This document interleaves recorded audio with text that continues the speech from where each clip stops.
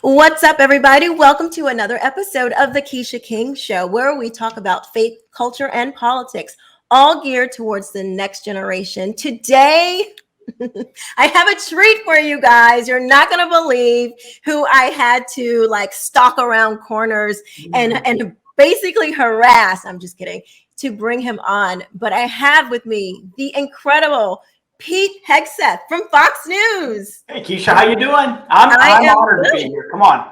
You have been an inspiration to all of us on so many levels, so thank you. Oh, thank you so much. Well, so have you. So for probably the one person in America that doesn't know who you are, can you tell us a little bit about yourself and what you do? More than a few of them.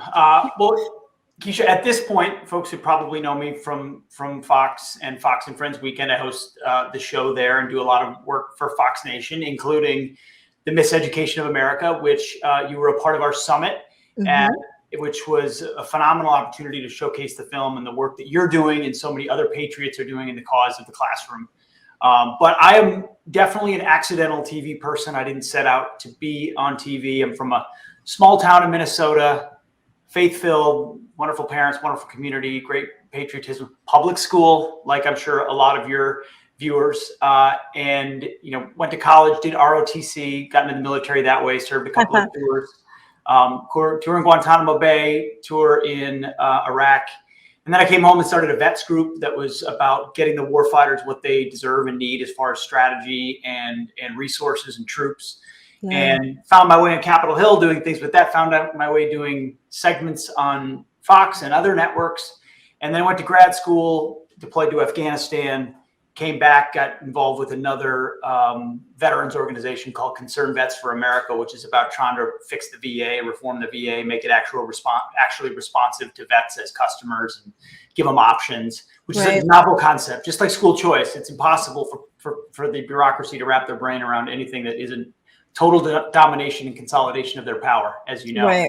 But we got some good things done, including Vets Choice, which President Trump expanded in a big way during his presidency. And then when Tucker Carlson went to prime time, there was a slot on Fox and Friends Weekend, and I jumped in, and I've been doing that ever since. And I get to run around the country and do Fox and Friends diners and host with two great hosts, Will Kane and Rachel Campos Duffy. And written a couple of books, three books, got one more coming out on education, much like the film. It's coming out. Oh my gosh.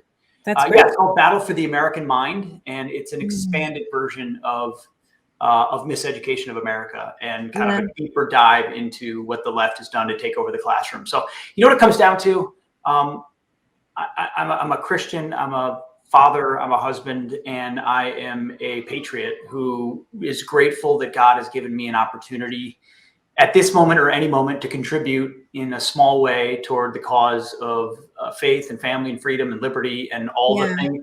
That's why we do what we do, because we love this American experiment. And for me, it's information warfare at this point on TV or on the airwaves. But who knows what future chapters will be? But I'm grateful to be where I am right now. You are so right. And that's really incredible. Well, thank you for your service, first of all. And I ran the Black Voices for Trump office here in Jacksonville, Florida. And when Trump signed the reform for veterans, the VA reform, we had so many vets that used to come to our office and talk about how that helped them so much. Like, that was a huge deal for veterans. So I was so grateful. My father was a veteran. He's passed away now, but my father was a veteran. My grandmother's brother was a veteran. So, very near and dear, close to my heart. And so I'm always honored, and I always love to see men in uniforms. Always a good look. So it's good. Thanks for pushing for that. And, in typical swamp fashion, the biggest vets groups who have been there the longest and are the most intertwined with the way the swamp works were opposed to the legislation. It took, outside groups agitating who were really listening to vets who lived, outside of DC, in the small towns, saying, hey, I can't get to my VA clinic, which is 3 hours away, but there's this really good world-class private clinic that's 20 minutes from my house. And if I was able to go there and the dollars follow me, that would make a lot more sense and ultimately deliver better healthcare to a vet who deserves it. It's all common sense. You just have to fight the entire complex. I know. I mean, this is so, like you said, very similar to school choice. Yes. It is so, it is crazy. I don't even know another word. It's just crazy to me how we have to fight for so many things that are just common sense. I mean, this is not rocket science. This is simple. Like, how dare, those military vets who were against something like this. It's like, how dare you? You forget where you come from. You forget what it was like, because now you're up and you're a little whatever. It's those people down there, and you don't have to worry about you get invited to the meetings and the bipartisan meetings and the cocktail parties and all the and the White House Christmas party, and it's all easy. And what they get more invested in is the system. So it becomes about the VA and the VA funding and the VA bureaucracy and VA programs, instead of the veteran, which is the person who's supposed to be served, who gets lost in the midst of that bureaucracy, gets treated like a number. We pour billions of dollars. The VA is the second largest budget in the federal government. I know we didn't come to talk about the VA, but it's so similar to education.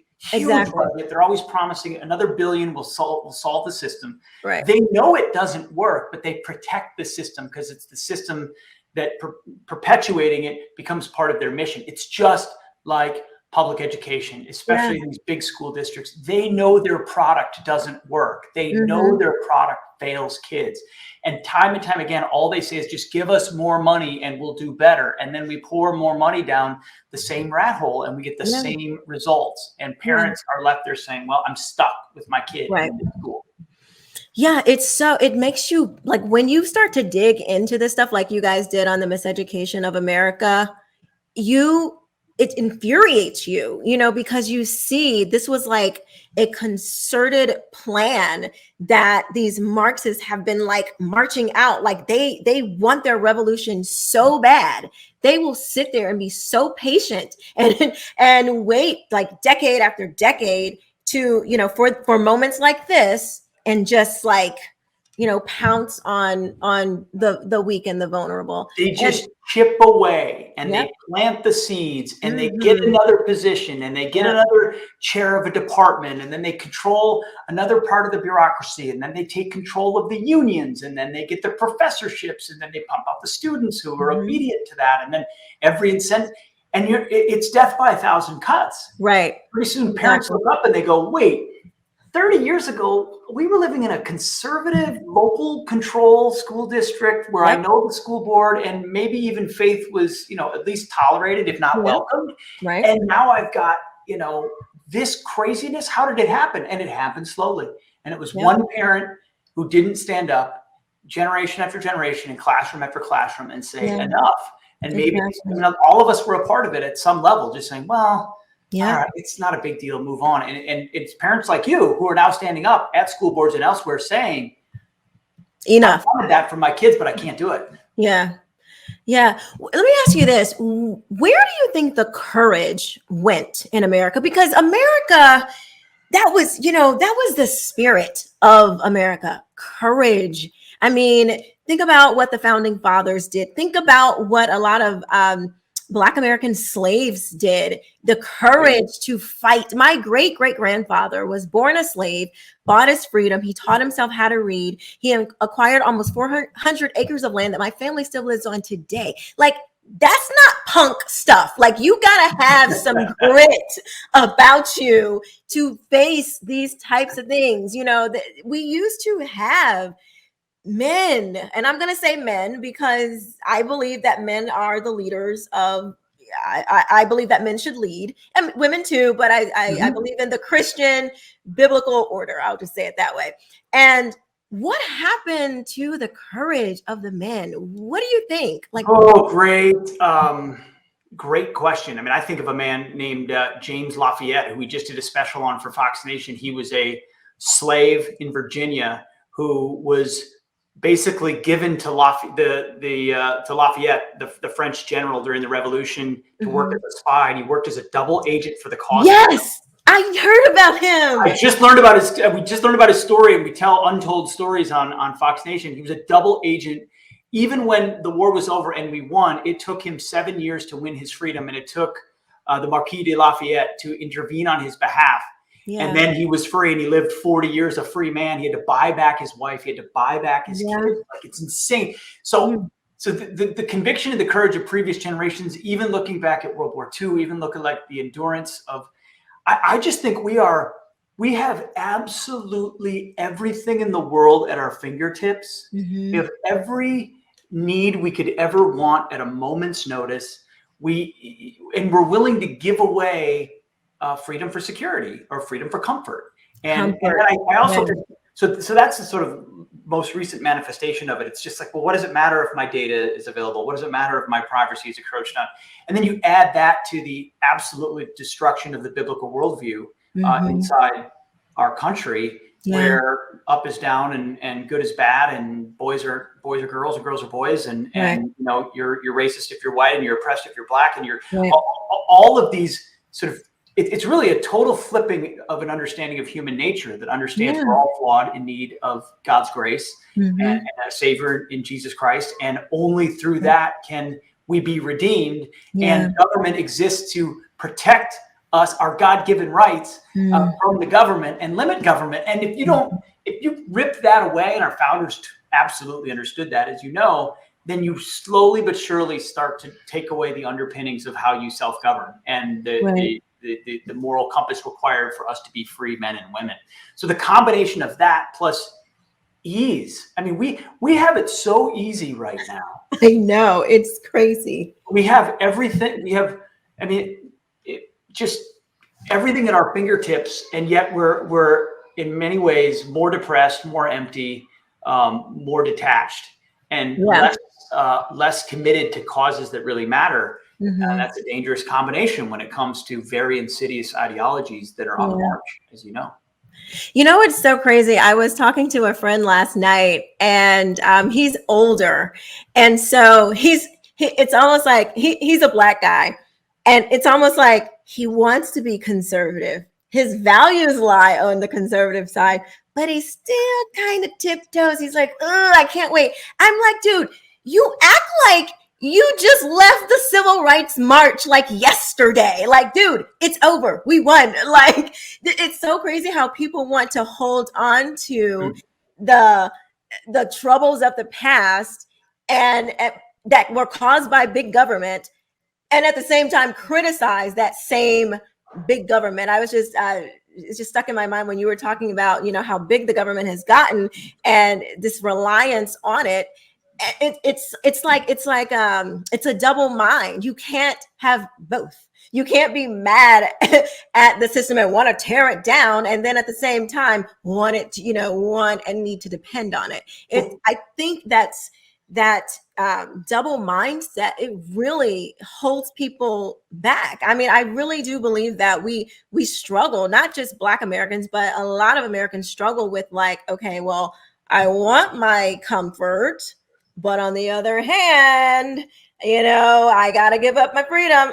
Like, it shouldn't be a difficult choice. Play it forward. You're right. First of all, victimology is a powerful thing for everybody, not just on the front of race in our country. I mean, think of any instance in your own life where you want to feel like, hey, I've been wronged here, and you never actually step back and go, well, maybe. And I'm talking about in a personal perspective, right? You know, maybe there's something I could look at. Same thing with a lot of people who listen. This country does have such a flawed past in that way that it's really hard for some people to get past it, and I understand that. But turning that corner is so meaningful for all of us, because I don't know. I mean, the last thing we should do is blame a son for the sins of his father. Amen. And you know, and you should allow each generation to plant a better seed about, you know, a more perfect union. And I honestly feel like this, Quisha, and I could be naive, I don't know, but I feel like we were turning that corner. Like late 90s, early 2000s. I'm not saying it was perfect, but I came up through a public school where I was told in an almost all-white community, very conservative, how dare you if you ever judge someone by the color of their skin? Like that's the last thing. Both the school taught that, my parents taught that, the church taught that. Yep. And I took that mindset into my basketball teams, and I took that mindset into the military. And that's how I viewed the people that I served with and played with and worked with. Yeah. That's what we want.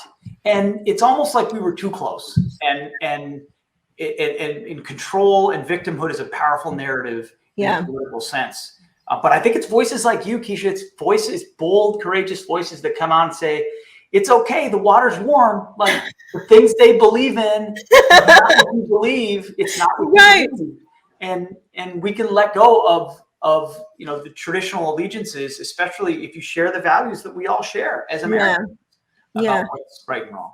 I was thinking about, I know, and we're going to talk about, more about the miseducation of America. Wherever you want to go. This is so good. I love it when it just flows like this. I think this is beautiful stuff. It's so crazy to me that I think what a lot of specifically Black Americans, I think what happens is, at least some people, they feel like if you don't hang on to slavery and Jim Crow and everything, that somehow like you're not honoring it. And I don't see it that way. I see it as when you can totally stand on your own 2 feet, when you can be independent, you can independently think, and when you can live your life the way you want to live it. And that is real freedom to me, not clinging on to the past. I don't feel like I do my ancestors any justice by pretending that I go through the same thing that they went through. I think that's an insult. I find it insulting that, these young kids, we had like this big controversy here in Jacksonville where the names on schools and statues and stuff were named after, Confederate soldiers. And so all the kids are like, oh my God, yes, I'm oppressed. I can't even walk because the adults told them, oh, well, Black children can't learn if they have to walk into a building with a Confederate soldier's name on it. Do you know what slaves had to go through? Do you know what people that went through Jim Crow had to go through? You can't walk your behind into a school because of it. My parents would have laughed me out of the room if Mom, Dad, I got an F because it was his name on a building. My mother would have laughed me. She would have probably beat the hell out of me, quite honestly, and said, girl, go in there and do your homework. Like, this is ridiculous. What a great perspective. I feel like what you're saying is, instead of how did you say it? You said sort of honoring the legacy of it by continuing to talk about it. Yours is kind of give the double middle finger to Jim Crow and blow past it, right? Yes. Is that that's what exactly. I feel like you're saying. Yeah. And go and do something great so you can prove that your skin color has nothing to do with your greatness. It's like, you know what I mean? It's like a slap. I think Candace Owen calls it the victor versus victim mentality. Yeah. I've heard her say. Yes. Like, I think that's where I think people like you, women like you, in our party, Black and white, who can speak up and just speak truth boldly and just say, I'm going to be identified by what I believe. Yeah. I think that's going to be a huge part of the future of the conservative movement, of the liberty movement, of the conservative movement, because there are more people, Black, Hispanic, white, who live conservative values or see what's going on over there and they go, that's not right. Right. But for whatever reason, there's an impediment to the brand of being a conservative or brand of being a Republican. And when you can just speak candidly and earnestly with them about what you've been through and then where you are now, that's cool. And it's powerful. Yeah, I hope to encourage more Black Americans to vote the way they actually think. Vote what you actually think. Like I'm still working on my own, my family. So aren't we all? Yes. Pray for us. Aren't we all?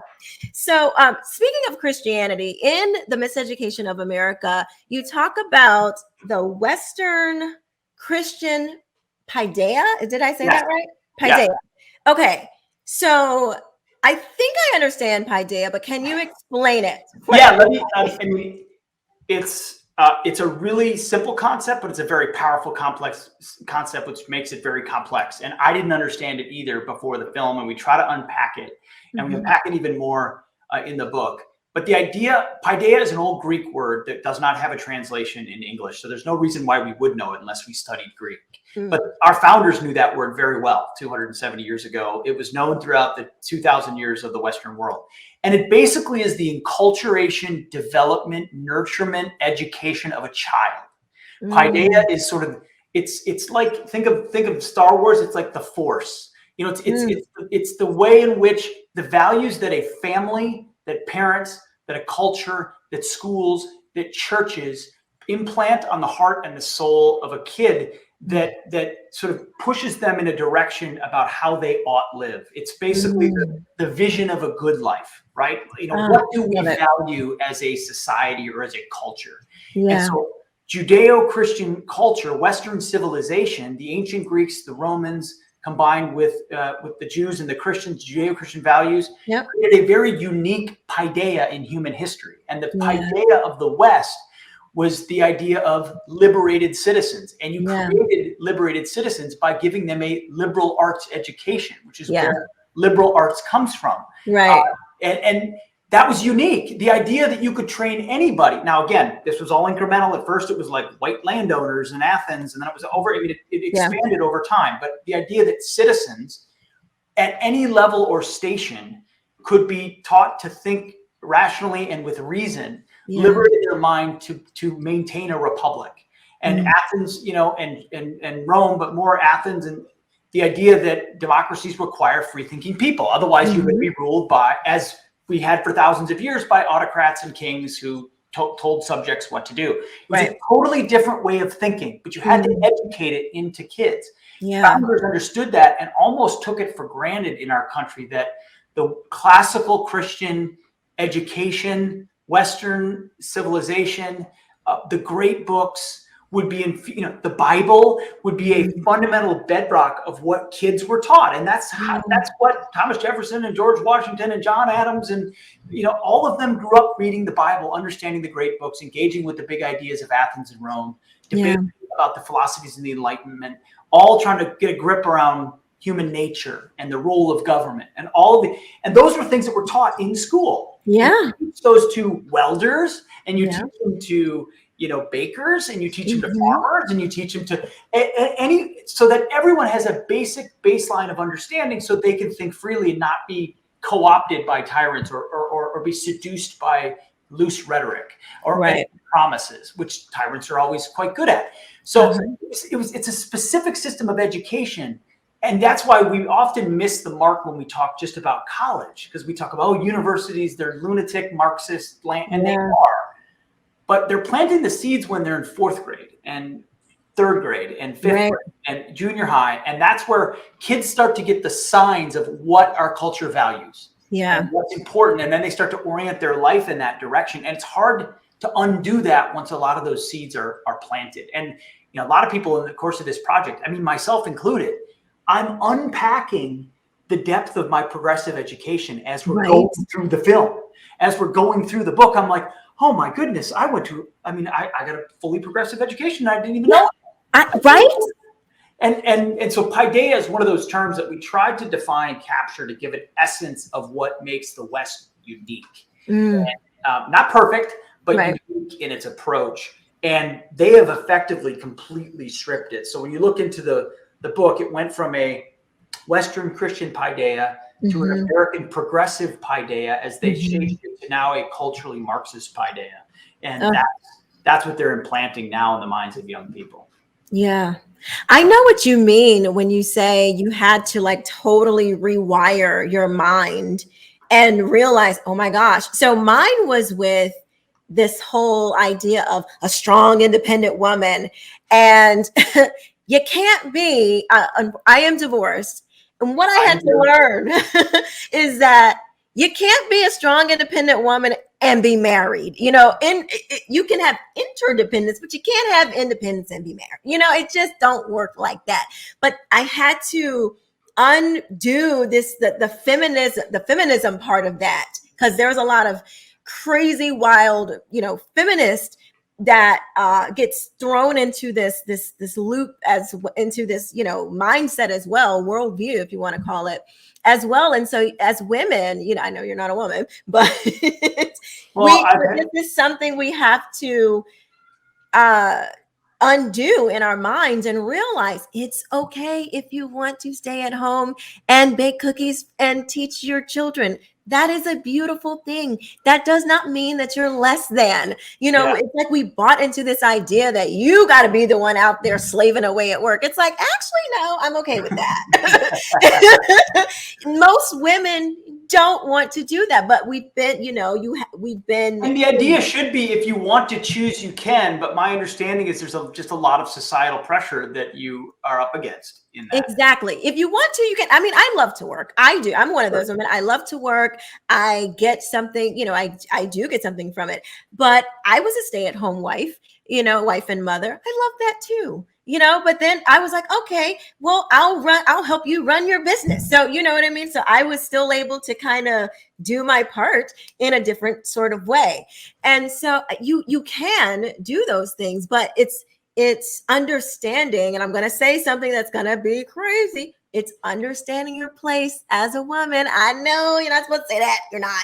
But we do have a place. It's not less than. It is not. But there is a place for us, you know. Well, there's more than a place. I mean, you guys are in charge. But I will say that just understanding the beautiful differences between men and women, that are beautiful and to be celebrated. There we go. And they are to be celebrated. And it is not greater than or less than. It is a recognition that those strengths, when properly, through a proper union, reinforce each other and create exactly the kind of mix that kids want. And And I like you, I'm a sinner saved by grace, and have stumbled my way through 41 years of life, and you know, learned a lot about either you're hot or you're cold, or I spit you out of my mouth. You know, it's trying to have one foot in one world and another creates effectively a corruption of both, and you're living a hat. So it's just and I don't blame anybody for that. I don't blame. I'm not a victim of anything. I had wonderful parents. We grew up with a great church and all of that. But sort of the holistic, what I also grew up with was a go to secular public school, and if you go to church on Wednesday night and Sunday morning, you're good. And you know what I mean? The sprinkling of and those world views competed, and over time, you know, yes, I'm a Christian professing and all of that, but the secular worldview starts to dominate because it's the music, it's the sports, it's the school, it's the shows, it's your social life, it's all of those things. And then, Jesus is over here. And it's a real challenge. And so I think as a parent, trying to be more intentional about finding, and it's not just the school. Schools don't save your soul, but finding a school that reinforces the values that you have at home and that you have at church and with the other families in that community, so that it's an interlocking set of groups that are reinforcing the same message, as opposed to, well, look over here at the great thing in society, or look over here at the cross. You know, it's like, it's a tension that is hard for a kid to manage and for parents to properly manage too. And that's why that was ultimately the goal of Miseducation of America. And the goal of the book is it's the same goal as yours. And I was when you first came on Fox and Friends, I can't remember, you know, when it was or whatever, but you looked in the camera and you said, pull your kids out of the walls. And I was like, who is this lady? Because not everyone comes out and says that. And you just came out and said it. And it was powerful to hear, but you're absolutely right. That's my goal.